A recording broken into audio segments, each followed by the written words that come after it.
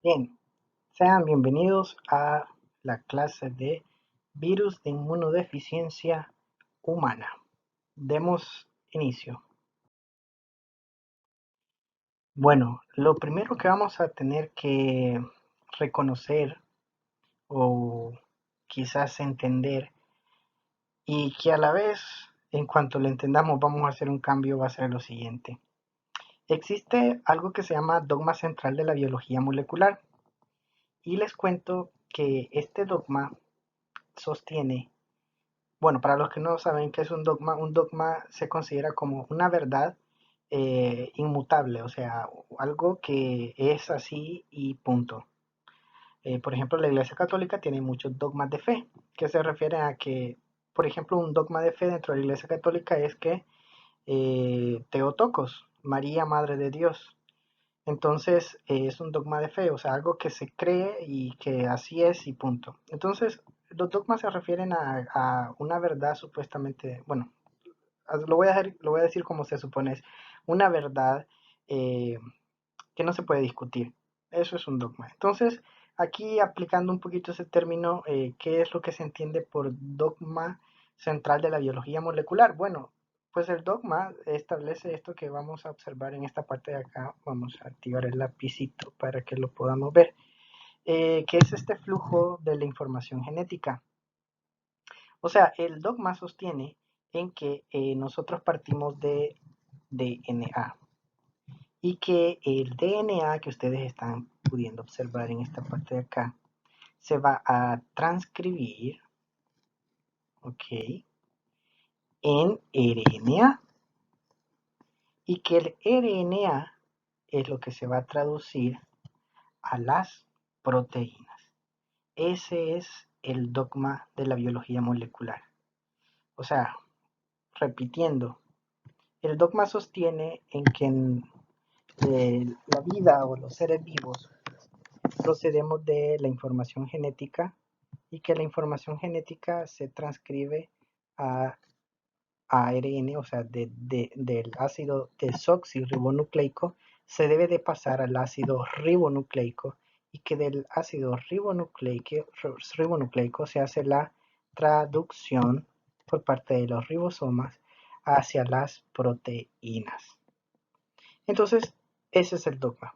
Ahora bien, ahora que se saben el dogma, les cuento que vinieron los retrovirus y dijeron, no, pues para nosotros no va a funcionar así. Nosotros vamos a hacer virus ARN. Vamos a elegir otro colorcito por acá. Nosotros vamos a hacer virus ARN, pero que de ARN nosotros vamos a inventar algo que se llama transcriptasa inversa y vamos a pasar a ADN para después, sí, entonces hacer lo que ustedes hacen, transcribir el ADN que formamos en un ARN mensajero que entonces ese sí se pueda traducir en los ribosomas hacia la proteína. Entonces, bueno, los retrovirus vinieron y cambiaron este concepto. La copia de ADN del genoma vírico se integra entonces en el cromosoma de la célula hospedadora para transformarse en un gen celular. Y más adelante vamos a hablar precisamente sobre parte de la fisiopatología y de por qué se sostiene la infección del VIH hasta ser vitalicia. Y tiene que ver precisamente con esto de integrarse a los cromosomas de la célula huésped. Bueno, pero este descubrimiento de este cambio en el dogma de la biología molecular le mereció en 1975 el premio Nobel a el señor, bueno, a tres señores, a Baltimore, a Temmin y a Dulberco, eh, pues porque fue un descubrimiento que cambió lo que hemos considerado un dogma, de que la biología molecular funciona a partir de un DNA que se va a convertir en un ARN que se va al final a traducir en las proteínas. Y vinieron ellos y pues demostraron este grupo de virus que lo hacen diferente. Diferente en un primer plano, porque hay que hacer una transcripción inversa del ARN al DNA. y luego sí hacer el proceso normal del dogma de la biología, que es que el DNA siempre se va a hacer ARN para terminar siendo proteína. Bueno, comencemos hablando un poquito sobre la historia y sobre algunos elementos básicos de esto del VIH. Ahora sí también invitarlos a que vean en el recurso complementario un video que habla sobre la historia eh, y el paso del continente africano hacia el continente americano del VIH allá por eso de 1980 cuando tiene un auge ya en el continente americano. Eh, bueno, comenzar diciendo que pues el VIH es una zoonosis, porque originalmente o según los estudios filogenéticos, el VIH pertenece a los monos. Entonces quiere decir que hizo un salto tras especie a través de mutaciones genéticas y obviamente entonces fenotípicas del virus para poder entonces ya tener un tropismo dual tanto en los monos como en nosotros, o ya definitivamente hablar sobre un tropismo de células humanas. Entonces, pero lo importante aquí es que estamos hablando que pues se generó un salto transespecie. ¿Ok? Bueno, ¿qué más? Vamos a tratar de borrar esto por aquí para que no se vea todo feo. Bien, dentro de la familia de los retrovirus existen otros virus como los oncovirus que causan muchos tumores en animales como el HTLV1 y el HTLV2 que también pueden causar enfermedades en los humanos como leucemias. Eh, y pues los oncovirus perdón, no son tradicionalmente citolíticos, pero que sí traducen o activan algunos oncogenes. Los oncogenes son genes que ya están presentes en nuestras células y que pues cuando estos se activan están en relación a la función del desarrollo de la célula, pero cuando estos se activan de manera constante, pues generan que la célula entre en fases de división mitótica muy acelerada, generando entonces la posibilidad de mutaciones genéticas o la generación de tumores. Entonces, por eso es que los oncogenes se relacionan con procesos oncológicos, es decir, procesos cancerígenos. Eh, Vamos a ver más adelante una tabla, pero lo que les quiero mencionar es que dentro de los retrovirus, viendo la diapositiva anterior, dentro de los retrovirus no solo está el VIH, eso también es algo que hay que empezar a superar, porque sí los más comunes o más famosos, podríamos decirlos, pues son estos, pero eh, realmente dentro de la familia de los retrovirus están los oncovirus y dentro de bueno, aparte de los oncovirus, tenemos a los lentivirus, que es donde vamos a tener el VIH, pero también vamos a reconocer que no solo tenemos un VIH, sino que tenemos dos, ahorita y dejémoslo, pero después vamos a ver que tenemos una gran variación eh, genética, o sea, tenemos subtipos. Pero bueno, primeros reportes del VIH aparecen en 1980 en América, como les mencionaba, en América. Cuando digo América, pues específicamente Estados Unidos, porque pues de ahí pues es donde nos viene la bibliografía. Pero hay evidencias que realmente el virus estaba circulando desde 1940 a otros 1950 en el continente africano.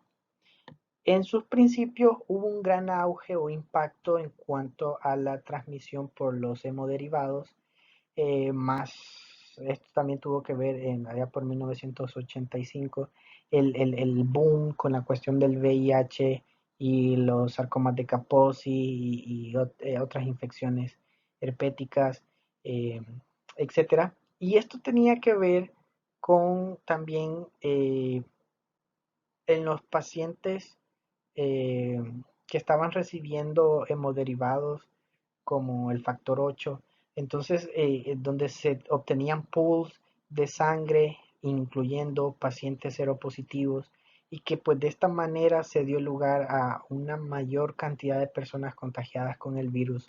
Entonces tuvo un gran impacto esto de haber descubierto con el tiempo de que el VIH se transmitía por la sangre y que a todos estos pacientes hemofílicos en donde se les estaba transfundiendo factor 8 que procedía de pools de personas, que dentro de esas personas habían personas con VIH, entonces se dio una contaminación de todos estos pacientes que estaban con este tratamiento del factor 8. Entonces, los pools se refieren a, por ejemplo, ustedes tienen, por decir algo, 5 personas, a las 5 le extraen sangre y mezclan las 5 sangres. Y de estas las mezclan para poder obtener, por ejemplo, solo el elemento que ustedes quieren, pero de una sola persona extraerían muy poco. Entonces vienen y se consiguen 10 personas y a las 10 le sacan sangre y sacan solo el pequeño componente que quieren de los 10, pero ya pues la suma de los 10 les hace ya un volumen aceptable. Entre comillas, esto es un ejemplo hipotético para que entiendan que es un pool y para que entiendan qué es lo que estaban haciendo antes. Entonces, para poder obtener factor 8 de una sola persona, no se podía porque se tendría que obtener demasiada sangre de la misma persona y eso no se puede. Lo más que se debe obtener de sangre de una persona anda por los 500 ml para no generarle problemas. Entonces, pero como la cantidad de sangre, el volumen que se necesitaba para poder obtener suficiente factor 8 para poder dárselo a los pacientes que tenían esta carencia del factor 8, entonces era necesario de colectar, por ejemplo, en aquella época lo que hacían era que a los presos, para quitarles parte de su condena, les incentivaban eh, de esa manera, extrayéndoles sangre y pues si donaban sangre les reducían la condena y de esa manera los laboratorios obtenían de los pacientes encarcelados, perdón, de los donantes encarcelados obtenían sangre, pues pero dentro de esos estaban personas que utilizaban drogas parenterales, que tenían tatuajes o que se habían tatuado o que eran por ejemplo hombres que tienen sexo con hombre. Entonces había una serie de factores que los hacían pues muy propensos a que estaban infectados con VIH y que pues dentro de estos pools que hacían estaban dando lugar a la transmisión. Hoy ya esto no ocurre porque hoy toda prueba, bueno, toda obtención de muestras de sangre que va a ser dividida en sus componentes para ser utilizada en otras personas, en los bancos de sangre por obligación se establece la aplicación de tamizajes que implica VIH, así como otras enfermedades infectocontagiosas también. Entonces, el virus RN es un virus RNA con envoltura que codifica la enzima transcriptasa inversa que vimos en la diapositiva anterior, si se recuerdan. Este es el elemento que cambia el dogma, el que exista esta enzima transcriptasa inversa, porque tiene la facultad para poder convertir el ARN en ADN y después ella misma hacer que el ADN se convierta en un ADN, bueno, en un principio es un ADN de una sola cadena, pase a ser un ADN de doble cadena, ya un ADN como el que utiliza o está presente en nuestros cromosomas, eh, y entonces sí se pueda entonces ahora convertir, incluso por ella misma otra vez, en ARN mensajero. Entonces, bueno, esta enzima transcriptasa inversa es el que hace esta maravilla de cambiar el dogma de la biología molecular. Entonces, tenemos VIH-1, VIH-2, el más popular es el VIH-1, el VIH-2 está casi, pero bueno, casi relegado a África, pero sí está en otras zonas, pero el más popular a nivel mundial es el VIH-1. Hoy por hoy las pruebas rápidas incluso que se hacen en los laboratorios están fabricadas para detectar ambos virus, tanto el 1 como el 2.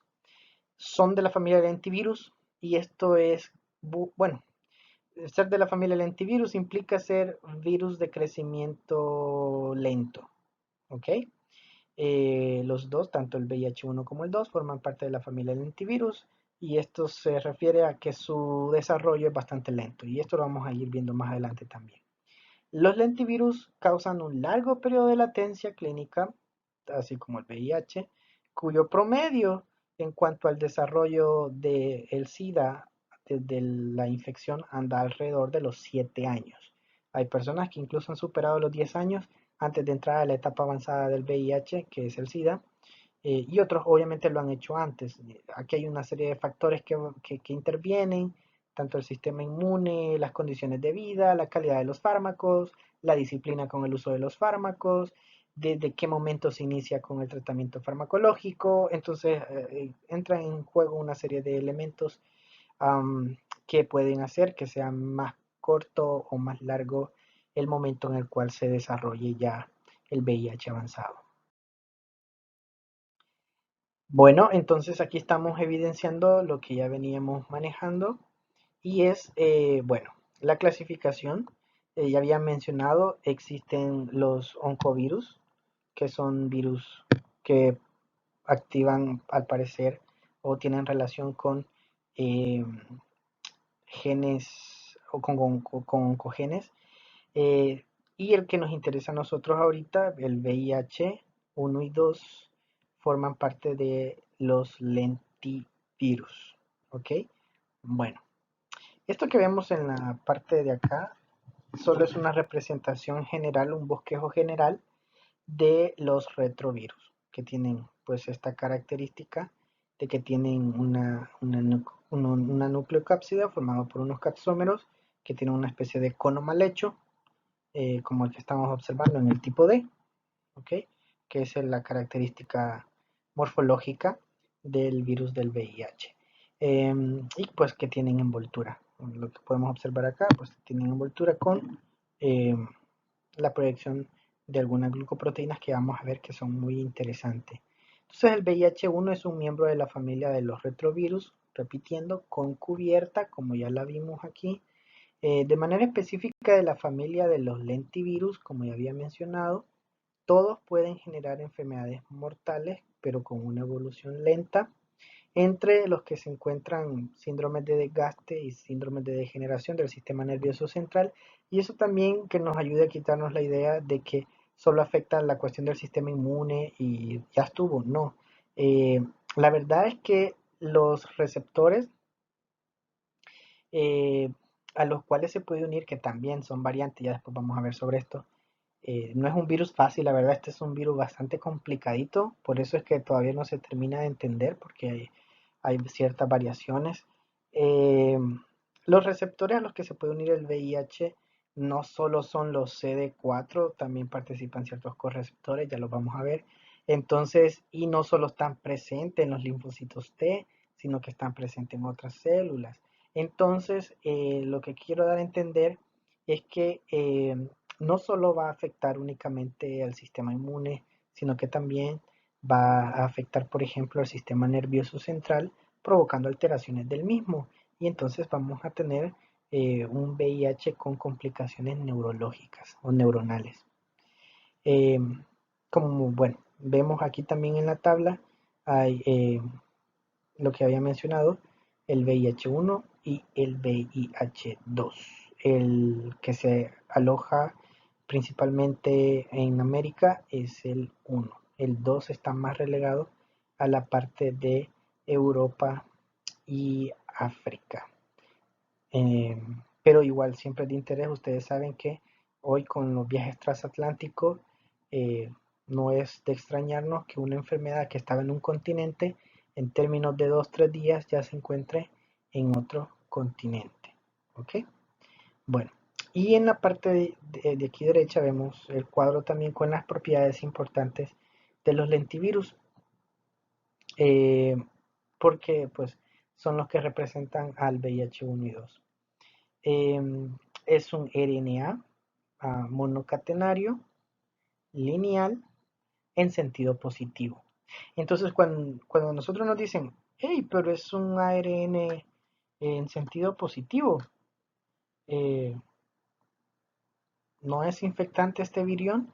Si yo tengo el material genético, si tengo el ARN en sentido positivo y tengo nucleoproteínas, entonces tengo un virión, ¿no es infeccioso directamente? No, porque en este caso este virus necesita de la polimerasa, necesita de la transcriptasa inversa para poder ser infectante, porque este va a ser el que va a, a- a poder codificar, a poder traducir la información genética para poder hacer viral, para poder hacer infeccioso a esta partícula. Mientras tanto, ahorita solo como ARN eh, de cadena lineal, de una sola cadena lineal y en sentido positivo, no es infectante. Es diploide en el sentido de que existen dos genes homólogos, o sea, por ejemplo, nosotros nuestras células son diploides, nuestras células somáticas son diploides porque tengo una copia de un gen materno y una copia del mismo gen, pero de origen paterno. O sea, tengo dos genes que codifican para lo mismo, pero de origen materno y de origen paterno. O sea, tengo dos copias del mismo gen. Eso es ser diploide. Ser haploide, con H, es por ejemplo las células sexuales, como los espermatozoides y el óvulo, porque solo tienen una, una copia del gen. Entonces, esas son células haploides. Pero de ahí todas mis células somáticas, ¿cuáles son mis células somáticas? Todas las demás células de mi cuerpo, excepto mi célula sexual, o sea, mi espermatozoide o mi óvulo, dependiendo de lo que usted sea.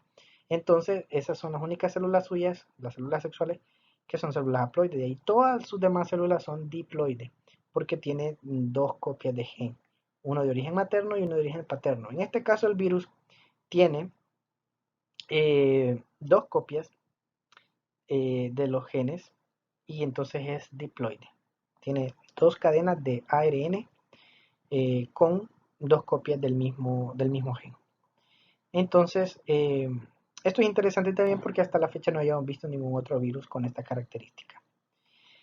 Tiene proteínas importantes como las glucoproteínas que están presentes en la cubierta. Más adelante vamos a hablar de ellas porque son muy importantes para la fijación del virus en nuestras células con sus receptores y su correceptor. Tienen envoltura, o sea, tienen cubierta, son virus envueltos. Eso tiene que ver con su capacidad de resistir al medio externo. Bueno, lo de la replicación ya lo vamos a ver más con detalles. Se usa una transcriptasa inversa. Hay mucha variabilidad genética, lo que pues es una desventaja porque eso disminuye las posibilidades de nuestro sistema inmune para poder generar una inmunidad total. Sobre la maduración, las partículas son llevadas hacia la membrana plasmática de la célula para poder salir por gemación.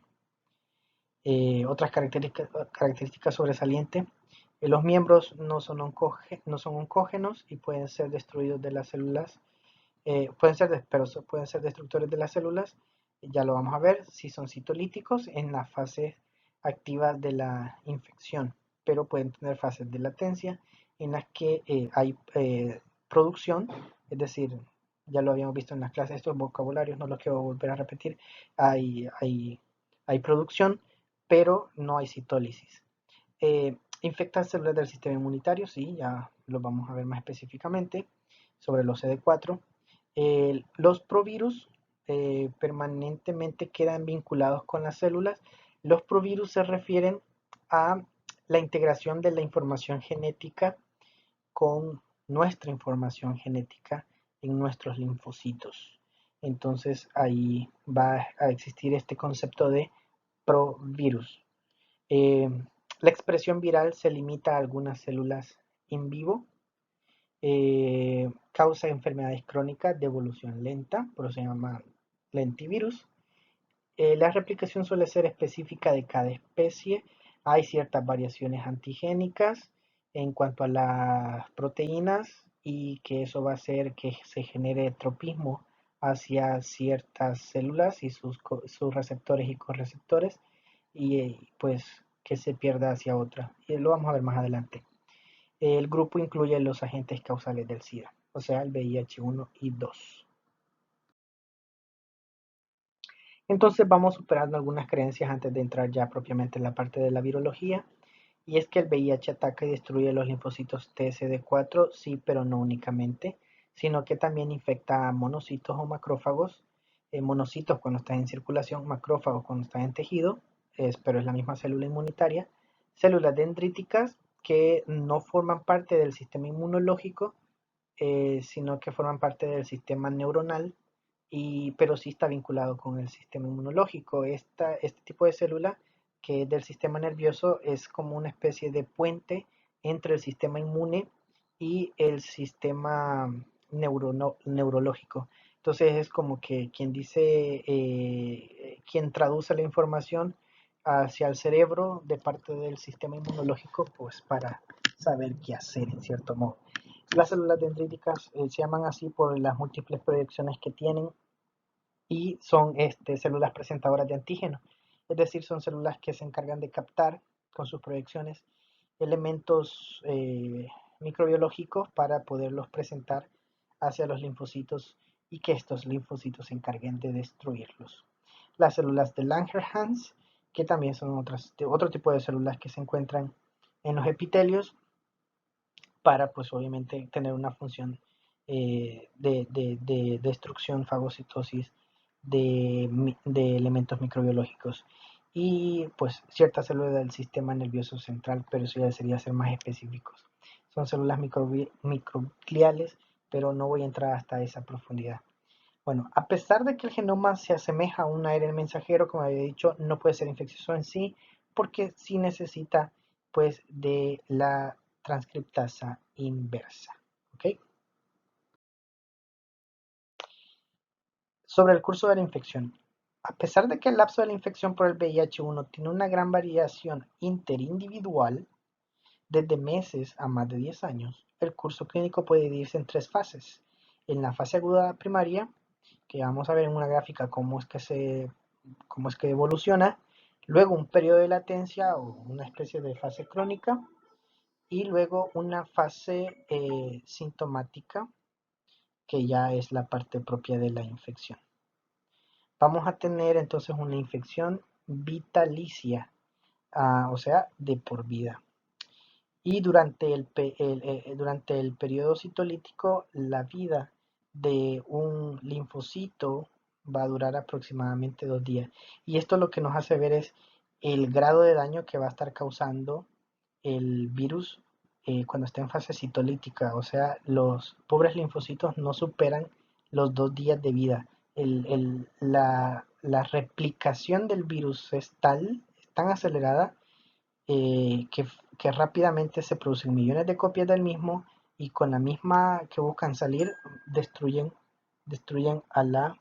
eh, a la célula en la cual se ha multiplicado. ¿Por qué no se puede eliminar la, ¿por qué no se puede eliminar la infección? Esto lo vamos a resolver ahorita. No se puede eliminar la infección, o por lo menos no se ha descubierto hasta ahora porque se produce algo muy complicado. La infección por el VIH genera que el virus integre, por eso vamos a tener una enzima dentro de las enzimas críticas para el virus, vamos a tener una enzima que se va a llamar integrasa. La integrasa hace eso, integra. Ahora el ADN de doble cadena sintetizado por la transcriptasa inversa y por acción de la integrasa se va a fusionar, se va a integrar con nuestra información genética en alguna parte de alguno de nuestros cromosomas, se va a integrar. Y entonces, ¿qué va a pasar? Ese material genético ya va a estar incorporado al material genético celular. Y entonces esa célula, cuando se divide, va a dividirse ya con la información genética viral. Y así sucesivamente, mientras esas células sigan generando progenie, van a seguir generando partículas virales porque ya está incorporada la información genética viral a la célula. Entonces estas células se van a convertir en el reservorio de, del virus. Y ahí es ahí la cuestión. Eh, Pues que una vez ya el virus entró en una célula e integró su información genética a una célula, entonces de ese momento esas células han tomado esa información genética viral como información genética propia, y cada vez que esa célula se divide lleva consigo la información genética viral, y así se mantiene entonces persistente la infección y alejada entonces del sistema inmune porque está integrada en la información genética. Entonces no hay acceso al sistema inmune eh, para poder eliminar esa infección. Y entonces la infección es vitalicia, queda para toda la vida una vez se contrajo, una vez que el virus puede integrar su información genética a nuestras células. También, pues obviamente esto va a generar una mutación de nuestra información genética. Recordar que los tumores con el SIDA aparecen debido a la inmunosupresión, y esto también tiene que ver con, recordemos que una de las funciones del sistema inmunológico es el eliminar células cancerígenas o células mutadas, pero bueno, con el tiempo entonces y conforme se va disminuyendo la cantidad de células de defensa que puedan hacer esto, entonces las células empiezan a presentar mutaciones y el sistema inmune no está para poder eliminar estas células mutadas. Y es así entonces también porque en las fases avanzadas de la infección por VIH vamos a tener pacientes con el surgimiento de cáncer. Bien, sobre la virología. Los viriones contienen dos moléculas de RNA de cadena sencilla y polaridad positiva, y es un genoma diploide, como ya lo habíamos mencionado en esta característica. Dos, eh, dos moléculas de RNA de sentido positivo y diploide porque tenemos dos genes eh, en dos moléculas de ARN. O sea, el mismo gen en, en la otra molécula. Es como que si tuviéramos una molécula vista en el espejo. Entonces es diploide.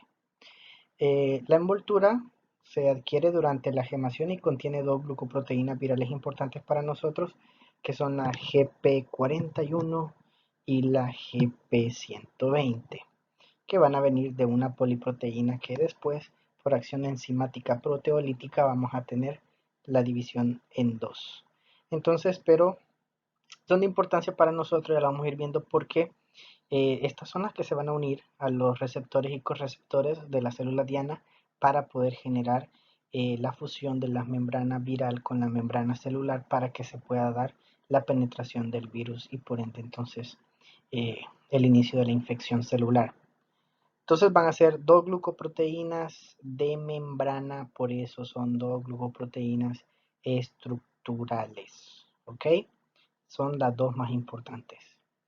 El VIH1, en el VIH1 la glucoproteína GP120 de la superficie se adhiere al receptor CD4, ¿okay? Y a los correceptores de quimiosina que van a funcionar en este caso entonces unos correceptores que son receptores de quimiosina que van a permitirle a la glucoproteína 120 terminar de fusionarse o de unirse bien a la membrana celular para poder iniciar el proceso de invasión. La GP41 va a terminar el proceso de anclaje en la membrana de la célula y va a permitir la fusión de las dos membranas. Entonces vamos a tener tres enzimas críticas para el proceso y va a ser la transcriptasa inversa, que ya sabemos qué es lo que hace una transcripción inversa de ARN hacia ADN, que es un proceso inverso, para que después haga el proceso normal, que sería la transcripción, la transcripción del ADN a ARN. La proteasa, que como ya mencioné, por ejemplo, la poliproteína la poliproteína 160 que se va a formar va a ser la que, por la acción de la proteasa, entre otras funciones más de la proteasa, lo que va a hacer es dividir esa poliproteína en dos proteínas, haciendo la GP120 y la GP41. Entonces la proteasa tiene la función de eliminar o cortar las proteínas. Y la integrasa, que va a ser otra enzima fundamental, porque va a ser la que va a permitir que el ADN de doble cadena formado por la polimerasa se pueda entonces integrar a nuestro cromosoma celular dentro del núcleo y entonces se pueda entonces generar una integración del material genético y eso genere los reservorios para el virus y pueda sostener la infección. Siguiendo con la parte de la virología, esto es lo que se vuelve un poquito complicado, no lo vamos a profundizar porque no es de interés para nosotros en este sentido entrar tan de lleno, pero sí de cambiar conceptos o ideas que teníamos, que el VIH era sencillito, porque pues el VIH y el VIH, pero realmente no es así de sencillito. Tenemos que el VIH lo vamos a dividir en primer lugar en uno y en dos. Ya hablé que el VIH-1 es el de importancia porque es el que está en nuestra región. El 2 también, en algunos, en América no es tan frecuente, pero sí en África. Entonces, a su vez, el VIH-1 se divide en 4 genotipos que son el M, el N, el O y el P. Por acá, vamos a ver, por acá vamos a tener al M, que es el main o principal, pero pues están otros como el N, el O y por ahí anda el P, por una de estas letras anda metido. Entonces, y dentro, ojo, dentro del grupo M vamos a tener, o sea, dentro del genotipo M vamos a tener otro subtipo. Y dentro del grupo M vamos a tener todos estos otros. O sea, bueno, primero tenemos que el VIH, el HIV o VIH se divide en 1 y en 2. Que luego a su vez se divide en el 1, que es el que nos interesa ahorita. El 1 se divide en M, N, O y P. ¿Ok? Y a su vez, el M, que va a ser el de mayor importancia, así como el 1 es el de mayor importancia, a su vez el M se va a dividir desde las letras A hasta la letra K. Y aquí los tenemos en esta parte de acá. ¿Ok? Entonces hay 11 subtipos de VIH-M HIV1, como quien diríamos así. ¿Ok?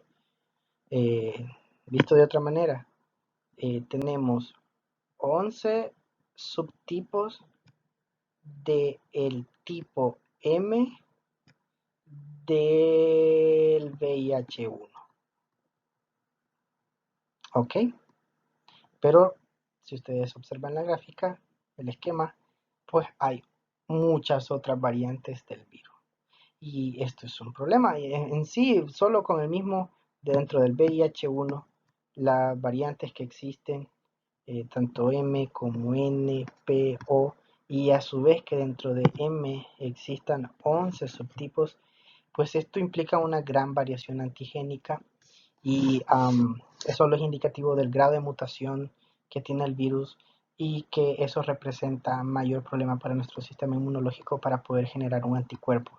A su vez, también en inmunología esto representa un problema para poder generar una vacuna que realmente sea efectiva, porque hay demasiada variación antigénica. Entonces habría que encontrar un elemento estrictamente común en el virus que no mute, que no cambie, para entonces sí poder generar una vacuna que independientemente del subtipo que sea, sí pueda entonces la vacuna funcionar generando una inmunidad.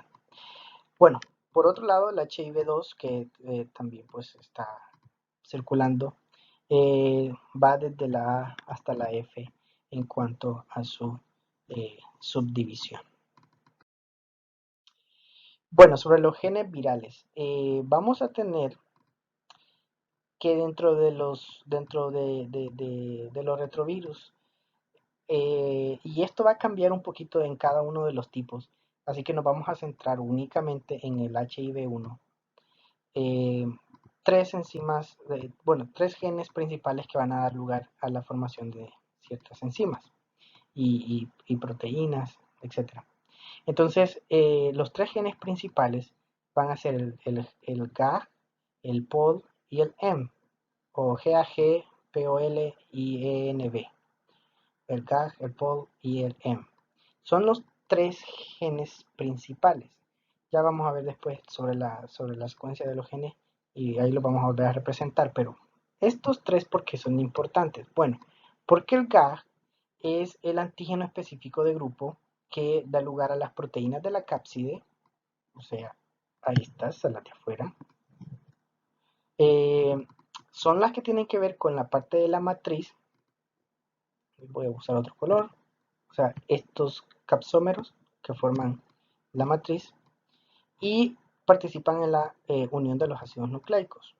¿Okay? Entonces, ese gen es importante por eso, porque codifica la matriz, codifica para los ácidos nucleicos y para la unión, perdón, de los ácidos nucleicos y codifica para la envoltura. Por eso ese gen es importante. Otro gen importante o fundamental, el gen POL, porque el gen POL es el que codifica para la polimerasa, que ya sabemos cuán importante es, codifica para la proteasa y codifica para la integrasa. Entonces, estamos hablando de tres enzimas esenciales para el virus. La polimerasa para poder sintetizar su información genética, la proteasa para poder dividir las poliproteínas que se producen al principio y la integrasa que va a ser la enzima que le va a permitir unir o integrar la información genética viral a la información genética nuclear de la célula parasitada. Y el gen ENV, que es el de la envoltura, pues también va a tener participación en la fabricación de en la codificación de las proteínas de la envoltura. Entonces también importante. Aquí los tenemos. Eh, el genoma viral está flanqueado a cada lado por secuencias repetitivas denominadas LTR, que viene de Long Terminal Repeats, o repeticiones terminales largas, que contienen sitios de interacción con proteínas celulares que pueden activar la transcripción viral y que también están bajo el control de las señales virales. Entonces estas van a ser como para decirlo bien fácil, serían como una serie de secuencias eh, que tanto se van a perder en el proceso de integración como también van a permitir el inicio del proceso de la replicación o la estimulación de la célula para que se dé el proceso de replicación de esta información. Pero lo que también queremos enseñar acá, vamos a elegir un colorcito que se vea, es que tenemos los genes GAG o HAG que habíamos hablado, GAG, el POL y el EMF. Hay otros genes como el NEF, el REF, el TAD, el BIF, BPRU, BPU, que participan, obviamente, como todo virus, todos los genes sirven. eh, y estos también representan una gran variación en los diferentes tipos y subtipos de VIH que existen y tienen funciones un poquito diversas según esa variación que han presentado. Pero ahorita nos vamos a centrar en los tres genes principales, el GAG, el POL y el EM, y que ustedes pueden ver que estos genes codifican a poliproteínas, ¿okay? O sea, proteínas grandes, que a su vez, por acción de la proteasa, los vamos a poder dividir en las otras proteínas, que ya son las proteínas estructurales y las proteínas que dan lugar al virus, tanto como las enzimas eh, y la polimerasa, entre otras. Entonces, todas estas son estas que estamos observando acá, esto ya traducido. O sea, tanto el gen GAG y todas las enzimas que codifica, el gen POL y las enzimas que codifica, y el gen M y las proteínas que codifica, ¿ya? Entonces, estas, eh, esto lo estamos viendo aquí en el cuadro representado de esta forma, pero también lo podemos ver representado en esta otra forma. O sea, la secuencia de los genes y cómo esos genes codifican unas proteínas y cómo esas proteínas se pueden dividir a las proteínas que ya vamos viendo van teniendo una función, como por ejemplo la GP120 y la GP41, que ya hablamos que son básicas, son indispensables, perdón, para poder hacer el proceso de unión a la célula eh, del linfocito para poder iniciar el proceso de infección celular. Entonces, eh, estas proteínas, así es como se han venido codificando, es parte del dogma de la biología molecular. O sea, tenemos información genética, estos son genes, tenemos información genética que pues se va a traducir en proteínas. ¿Ok? Veamos entonces lo que hemos hablado ahorita en un video. La causa del SIDA es el virus de la inmunodeficiencia humana, VIH. El virus está rodeado por una envoltura que contiene la glicoproteína de superficie EP120. Dentro del virus hay dos copias idénticas de ARN que constituye el genoma vírico y la enzima transcriptasa inversa. Para establecer la infección, primero el VIH tiene que acoplarse a su célula receptora. El acoplamiento ocurre por la relación entre la glicoproteína EP120 sobre la superficie del virus y el receptor CD4 en la superficie de la célula receptora. Además del receptor CD4, en la célula receptora debe haber otro. Este correceptor difiere según los tipos de células receptoras. En los macrófagos, el correceptor se llama CCR5. Tras el acoplamiento, la envoltura vírica y la membrana de la célula receptora se fusionan, de modo que el virus penetra en la célula. Cuando el ARN se libera en el citoplasma de la célula receptora, la transcriptasa inversa crea una copia del ADN de cadena doble a partir del genoma del ARN vírico.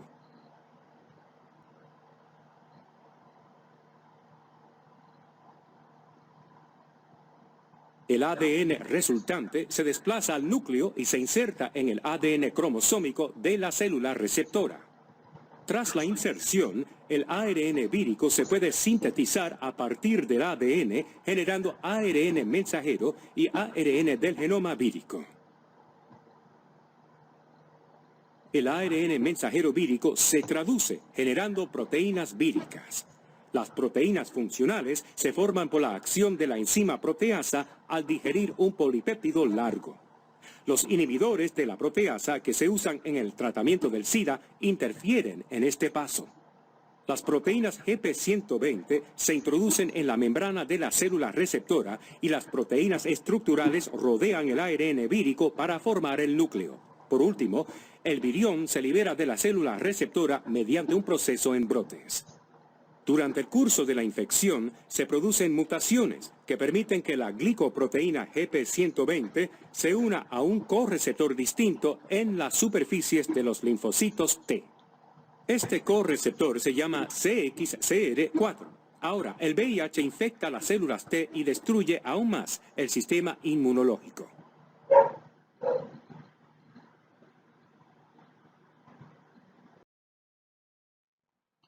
Esto es lo que acabamos de ver en el video, la parte del ciclo y sobre el tropismo que presenta en cuanto a los receptores.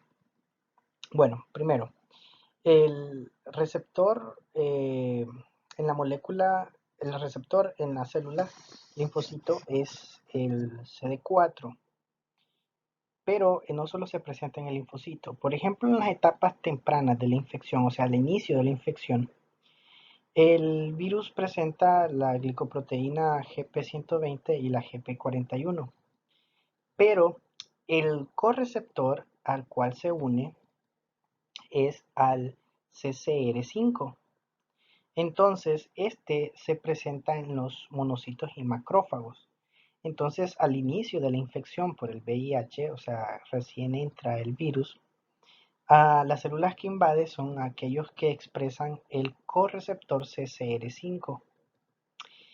Y pues el virus entra, se multiplica dentro de estas células, dentro de las células monocitos y macrófagos y células de Langerhans, y luego sufre una mutación, esta glicoproteína, y bueno, va a haber una fase de transición, ya lo vamos a ver en otra diapositiva, pero luego va a cambiar su constitución y ya no se va a unir al CCR5, sino que se va a unir a al correceptor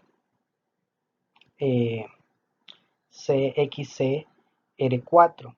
Entonces, este correceptor es el que está presente en los linfocitos T, helper o colaboradores. Y es ahí donde ya se va a producir el problema de la inmunodeficiencia, conforme se vayan muriendo estos linfocitos T, CD4, helper.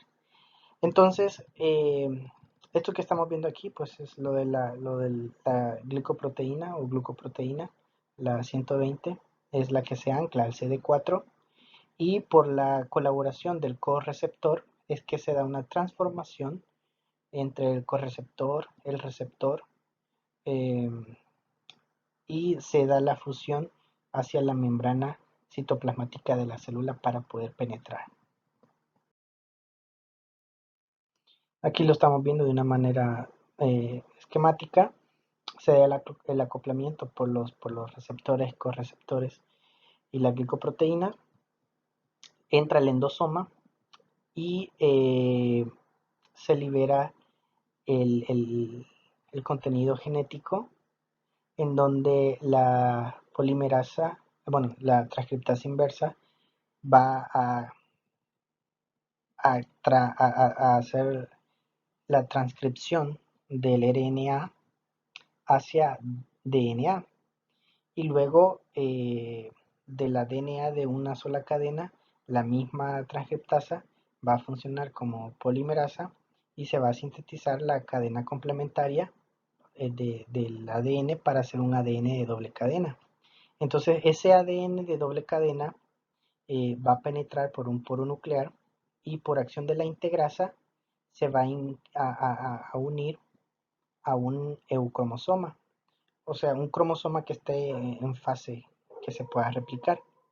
Entonces, en este lapso de tiempo incluso puede pasar un tiempo o se puede estimular a la célula a que entre en fase de preparación para replicación mitótica para entonces poder tener la cromatina, los cromosomas en la fase ideal para poder incorporar la doble hélice.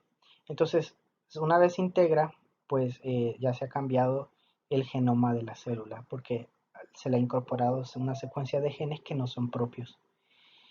Entonces, ahí se genera lo que ya se llama provirus, en el sentido de que se puede empezar a sintetizar ARN mensajero a partir de esta secuencia de genoma viral.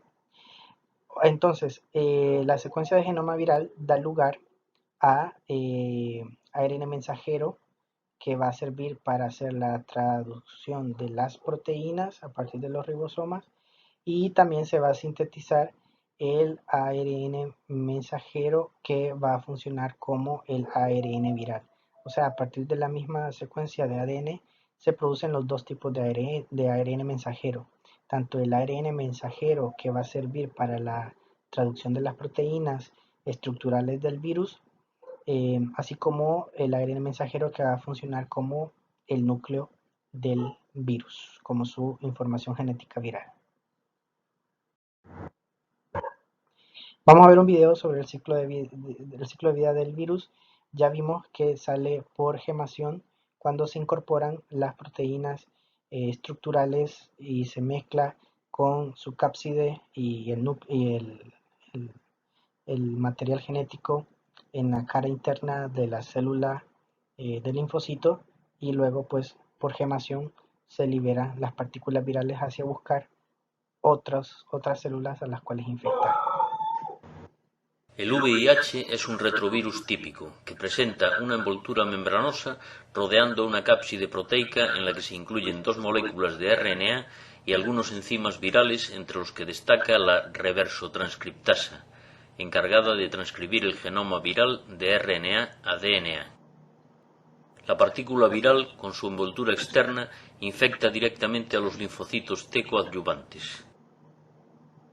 Para penetrar en la célula, el virus utiliza unos receptores presentes en la superficie celular que son exclusivos de los linfocitos T coadyuvantes, los receptores CD4, que se unen a las proteínas de la envoltura viral. Esta unión provoca un cambio conformacional en la proteína de la envoltura, que le permite fijarse a un segundo receptor en la superficie celular, el correceptor de quemoquina o CCR5. Lo que sucede a continuación es que el tallo de la proteína de la envoltura perfora la membrana del linfocito y penetra en su interior, conectando así la envoltura viral con la membrana celular. Seguidamente, la proteína de la envoltura sufre un segundo cambio conformacional que obliga a ambas membranas a aproximarse hasta que llegan a fundirse. El resultado es que la cápside viral y su contenido acceden al citosol de la célula infectada, quedando la envoltura viral y sus componentes proteicos incorporados a la membrana celular. Ahora, las proteínas de la cápside se despolimerizan, liberando así en el citosol el RNA viral junto con los enzimas incorporados a la cápside. La reversotranscriptasa viral transcribe el RNA del virus, creando una cadena de DNA, al tiempo que, merced a la actividad ribonucleasa que incorpora, degrada dicho RNA.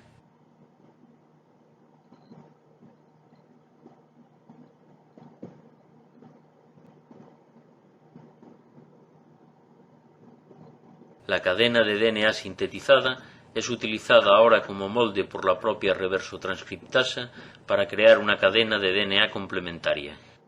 La doble cadena de DNA interactúa a continuación con otra proteína de las que incorpora la partícula viral, llamada integrasa, que la transporta a través de un poro de la envoltura nuclear al interior del núcleo. Allí, una vez localizada cierta secuencia específica en los cromosomas de la célula hospedadora, la integrasa corta el cromosoma e inserta el DNA transcrito a partir del genoma viral. Ahora, el cromosoma viral se copiará y será transmitido a las células hijas cada vez que la célula infectada se divida. Una vez integrado el DNA viral, las RNA polimerasas pueden transcribirlo dando lugar a RNA mensajero, que saldrá al citosol atravesando los poros nucleares para ser allí traducido por los ribosomas celulares. Unos lo son por ribosomas asociados al retículo endoplasmático. Son los que codifican las proteínas de la envoltura viral. Muchas de estas proteínas quedan incrustadas en la membrana del retículo y a continuación, tras su paso por el aparato de Golgi, son incorporadas a la membrana celular, donde aguardarán la creación de nuevas partículas virales.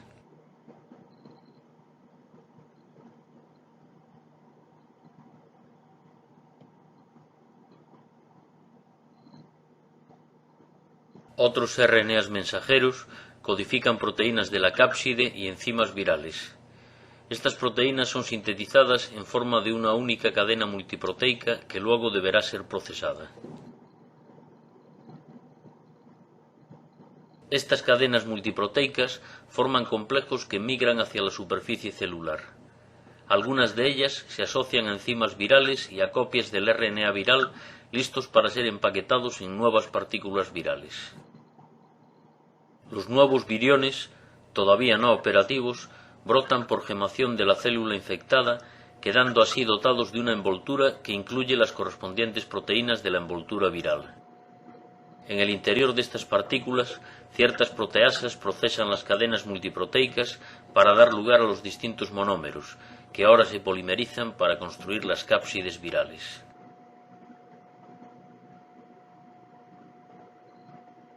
Los viriones resultantes pueden ahora dirigirse a infectar a otros linfocitos en el torrente sanguíneo.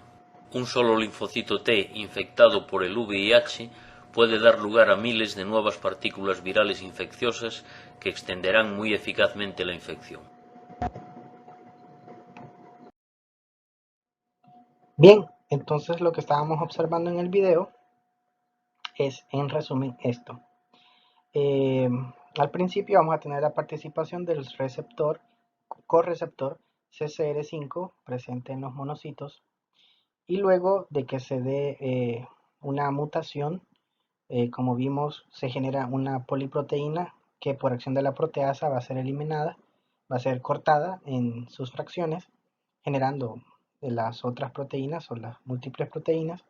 Y entonces se va a dar un cambio, una mutación en la estructura del GP120, y eso va a hacer que se cambie el tropismo con el correceptor, haciendo que ahora la célula, el virus, sea más afín al correceptor CXCR4, que está presente en los linfocitos T helper o colaboradores o ayudadores. Bueno, entonces esto, por eso la representación de que puede ser cualquiera de los dos correceptores. Siempre va a ser el receptor CD4. Entonces, como ya vimos, una vez se da la penetración, se da la despolimerización del virus en el citoplasma celular, y entonces empieza su función, la famosa retrotranscriptasa, en donde a partir del ARN en sentido positivo se va a producir un DNA de una sola cadena, y por la misma retrotranscriptasa, que va a funcionar como una polimerasa, va a sintetizar la secuencia complementaria de este ADN de una sola cadena para que se convierta en un ADN de doble cadena, y ahora por acción de la integrasa va a migrar hacia el núcleo de la célula para poder introducir entonces la información genética al genoma celular, generándose entonces el concepto de provirus. Ahora, una vez aquí entonces la polimerasa 2, que ya sería la polimerasa propia de la célula infectada, va a hacer la transcripción de este ADN para poder convertir los ARN mensajeros, tanto los ARN mensajeros para sintetizar las proteínas y las enzimas, así como también los ARN para que sirvan como la información genética viral. Entonces se liberan o se transcribe ARN para que funcione de un solo como material genético viral, y otro va a funcionar como ARN mensajero. Recuerden que este también es un RNA en sentido positivo, así que igual funciona, o es igual, digámoslo así, que un RNA mensajero. Entonces digamos que los dos son RNA mensajeros, solo que uno va a funcionar como información genética viral y el otro así va a funcionar para que los ribosomas presentes en la célula traduzcan esta información en proteínas. Entonces unos van a ser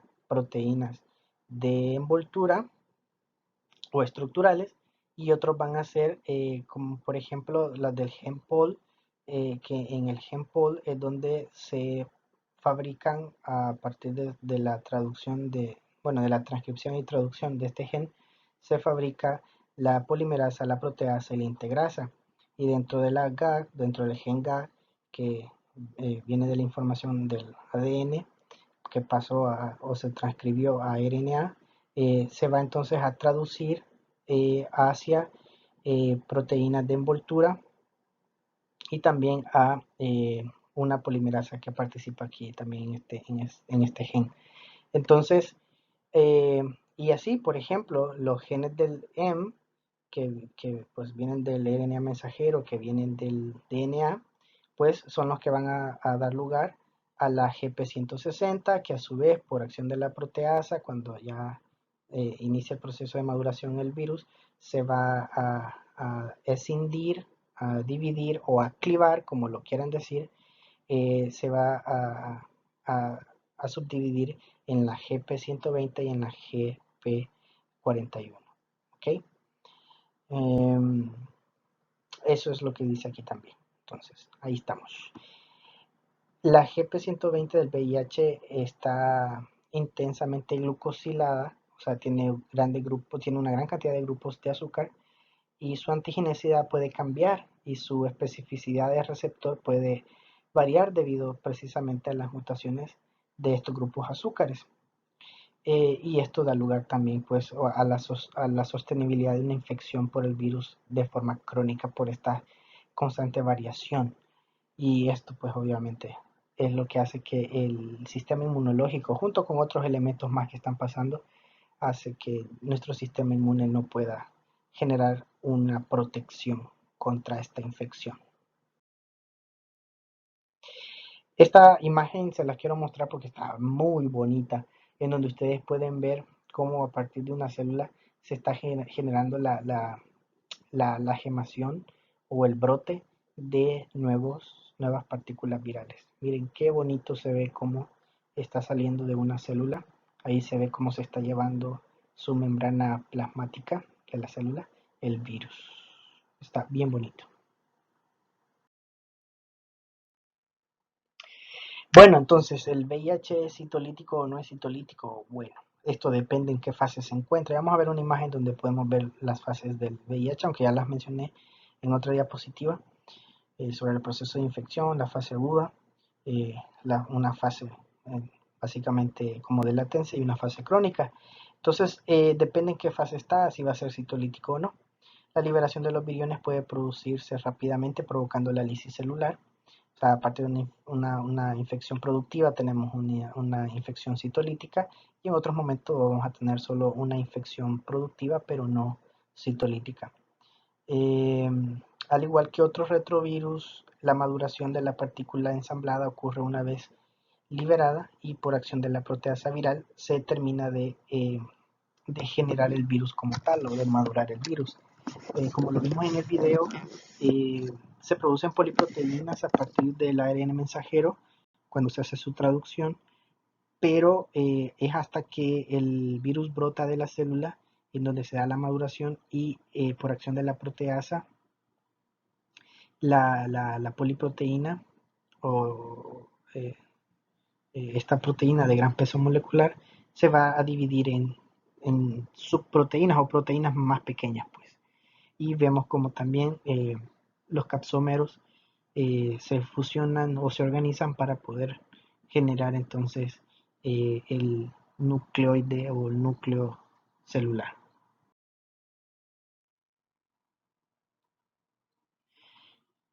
Sobre el tropismo, voy a aclarar, acabo de decir el nucleoide celular, perdón, viral, o sea, constituir lo parecido a un núcleo, o sea, este conjunto de proteínas que envuelven o recubren al material genético viral. Bueno, sobre los tropismos, lo que estábamos mencionando, este es un esquema que nos indica muy bien cómo es este proceso. Al inicio ya habíamos hablado sobre que el virus del VIH no es de un solo eh, linfotrópico o linfocito T trópico, sino que al principio es monotrópico o macrofagotrópico, en el sentido de que primero tiene más tropismo por el receptor CCR5 presente en los monocitos y macrófagos, que es a quienes infecta primero. Entonces a este se le llama VIH-R5 por su afinidad al correceptor CCR5.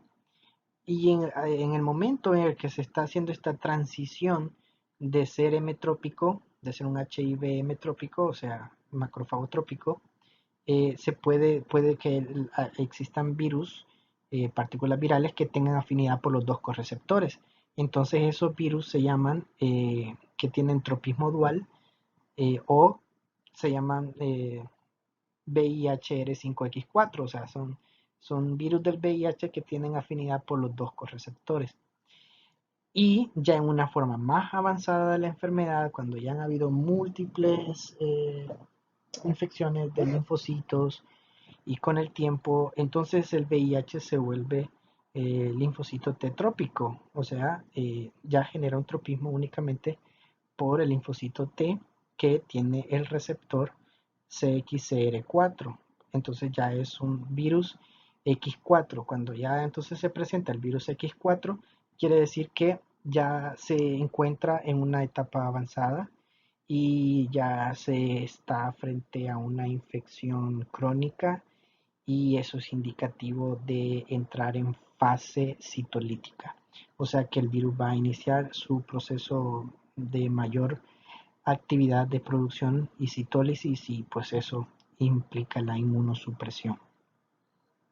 Los virus X4 entonces son los considerados los más patogénicos y su aparición es un factor predictor del descenso de los linfocitos T CD4 por su destrucción preferencial.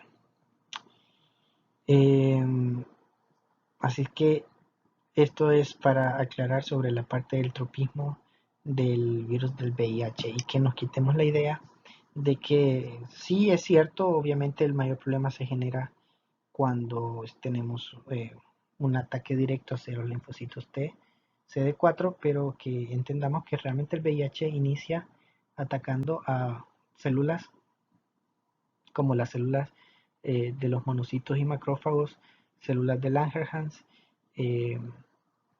células dendríticas, antes de atacar a los linfocitos T, que para ese momento, cuando ya se produce el VIH-X4, sí ya estamos frente a un VIH avanzado, ya ha pasado el tiempo y ya el VIH ha desarrollado un tropismo exclusivo para con los linfocitos TCD4. Esto que estamos viendo aquí es la interacción de múltiples variables en cuanto al proceso de infección y desarrollo del VIH. Tenemos en el color verde el conteo de linfocitos T CD8. Tenemos en color cian el conteo de linfocitos T CD4. Este es el que vamos a llevar. Y tenemos en el color rojo las copias por milímetro cúbico en plasma del ARN viral, que representaría pues en cierto modo pues el virus, porque pues simboliza su información genética. Y tenemos en color morado y cortado los anticuerpos que se producen contra el virus, porque siempre producimos anticuerpos. Lo que pasa es que los anticuerpos varían un poco, bueno, el antígeno varía un poco y el anticuerpo ya no es tan efectivo. Entonces, pero sí se producen anticuerpos contra el GP120 y el GP41. Entonces, veamos esto en términos de semanas, hasta las 12 semanas, o sea, 3 meses, y luego lo vamos a ver en términos de año.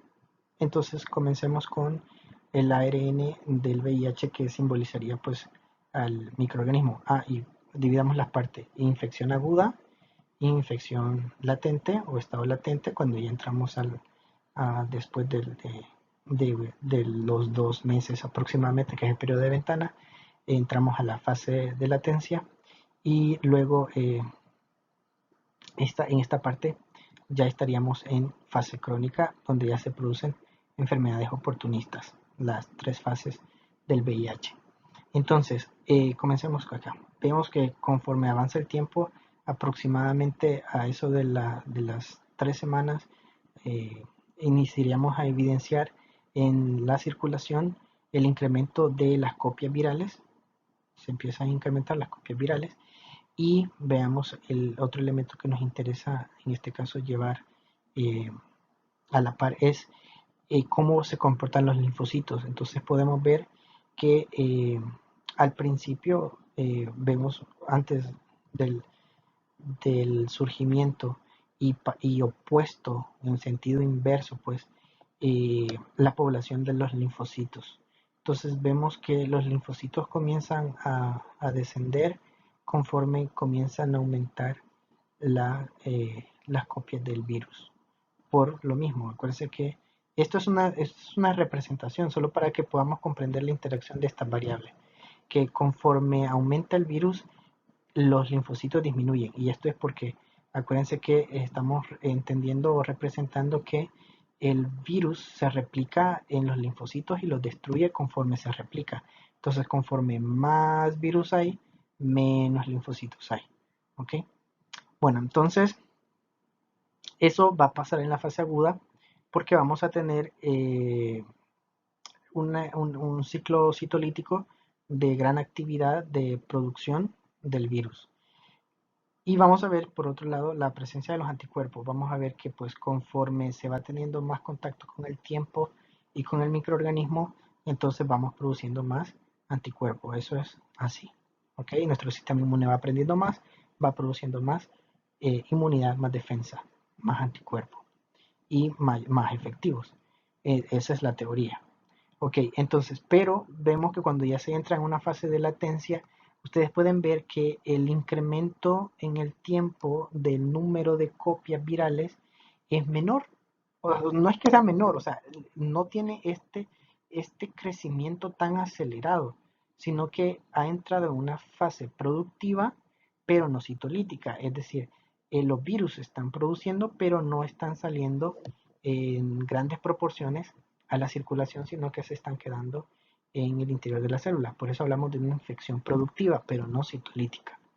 Y podemos ver entonces que los linfocitos igual van bajando, pero no a la misma velocidad que al principio, que en la fase aguda, porque evidentemente la cantidad de linfocitos que están muriendo por la acción citolítica del virus es menor, es poquita. Entonces sí se siguen perdiendo los linfocitos porque el virus sigue liberándose, pero en pequeñas cantidades. Entonces también en pequeñas cantidades se van perdiendo los linfocitos. Ahora, el anticuerpo se sigue produciendo y sigue siendo más porque pues mientras exista circulación de los virus, entonces hay contacto con el sistema inmune. Pero a esta parte queremos llegar, que es la interesante con la presencia del anticuerpo.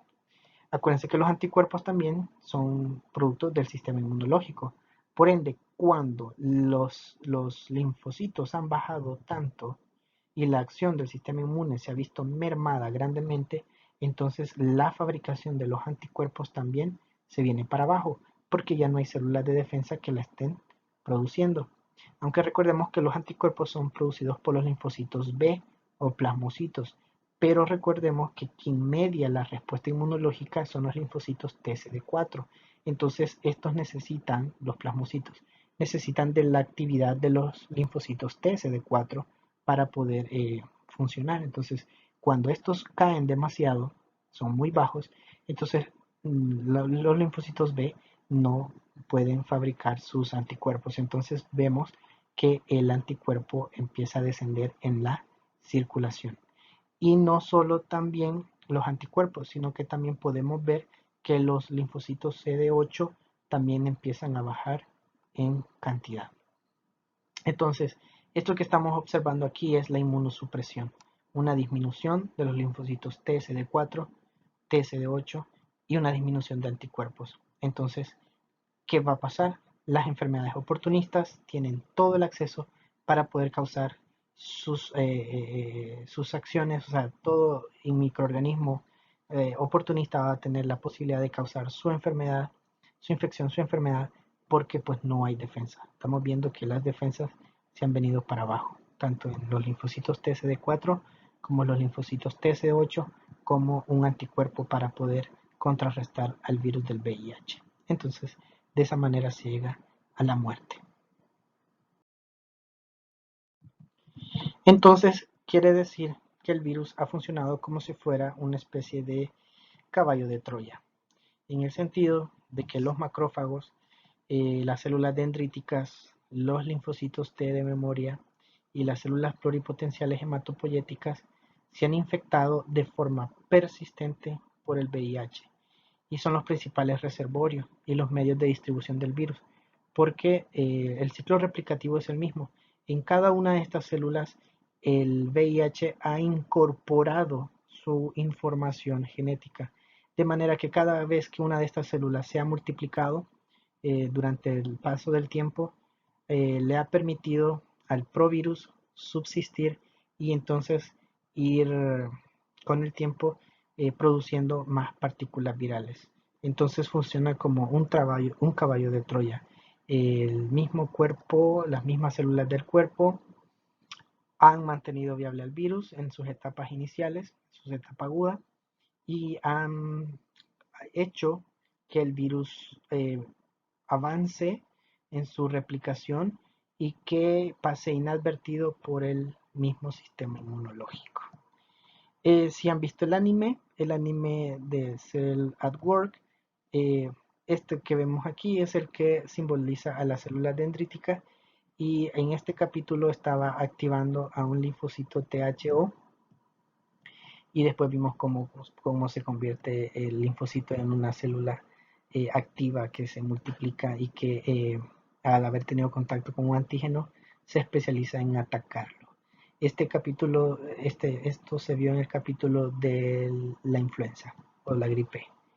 Entonces, para los que están viendo el anime o para los que lo vieron, para recordarles la acción del linfocito, de la célula dendrítica con el sistema inmunológico, aunque forma parte del sistema nervioso.